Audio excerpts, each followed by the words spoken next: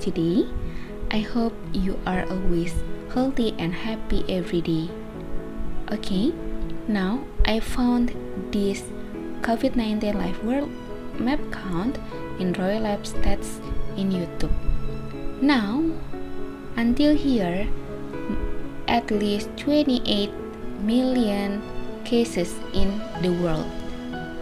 Almost 1 million persons is dead, and then more than 218 territories have a pandemic. Do you know that this coronavirus spread very massively? We have to keep attention COVID protocol and then always pray so the pandemic end as soon as possible.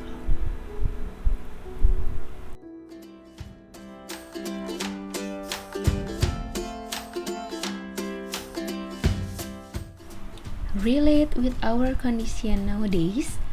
Today we will explore about drugs and medicines. Let's explore. Okay, do you know this one? Yes, of course you know that is virus. There are so many kinds of virus. We have to kill the virus to protect our body. Okay, now do you know the differences between drugs and medicines? Let's explore today. At the first, I wanna ask you, have you ever taken coffee or tea? This coffee and tea contains drugs. Or have you ever taken the medicines? These medicines contain drugs. This coffee and tea contains caffeine. This caffeine can make we stay awake. And how about the painkillers? The painkillers can reduce the pains. Okay? Drugs change the way our body works when they are taken into our body. It can be useful and can be harmful.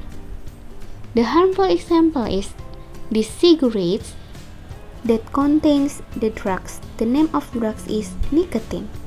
This nicotine can be harmful for us and then cause the addiction. Say no to smoking. So we already learned about the drugs. Drugs is contained in many substances like a coffee or tea. Now let's focus on the medicines. Have you ever fallen sick? Yes, when you're falling sick, maybe you need medicines to cure your illness.